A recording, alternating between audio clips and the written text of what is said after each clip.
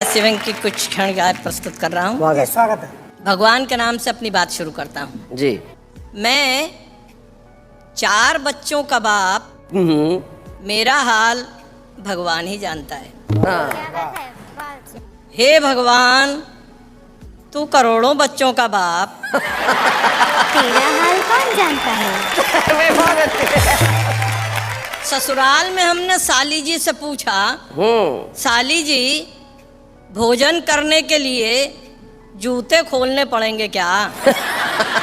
तो जवाब मिला, खोलोगे नहीं तो खाओगे क्या? लड़के का बाप शादी से पहले जब लड़की को देखने आया तब उसने उससे पूछा, आपको धार्मिक ग्रंथों में से क्या क्या आता है? जी।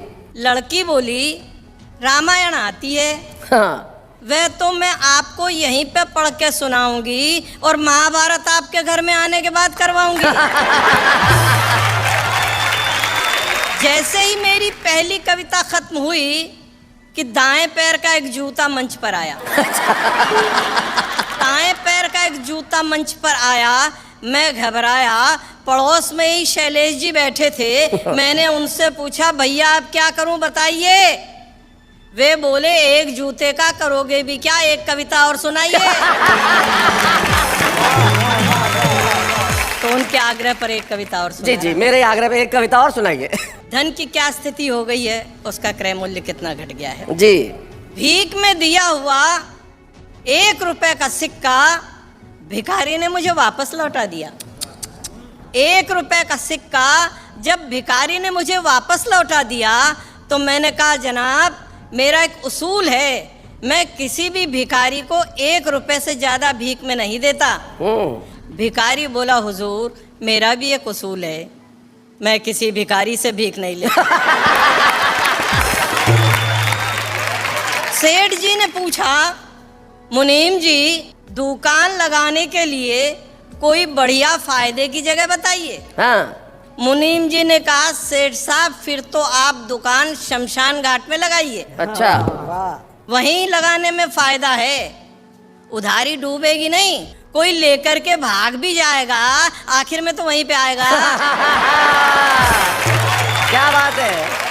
बीमारी से कमजोर हो गए, 200 रुपये डॉक्टर की फीस दी। तो डॉक्टर ने बदले में हमको राय दी, कमजोरी है, सुबह शाम घूमने जाया करो, फल और मेवा खाया करो। डॉक्टर साहब की सीख सुनते सुनते हालत ये है कि फल और मेवा तो डॉक्टर साहब खा रहे हैं और हम सुबह शाम घूमने जा रहे हैं। हमारे साले साहब अपने आप को प्योर वेजिटेरियन बताते हैं। अच्छा। लेकिन जब भी आते हैं मेरा भेजा खाकर ही जाते हैं।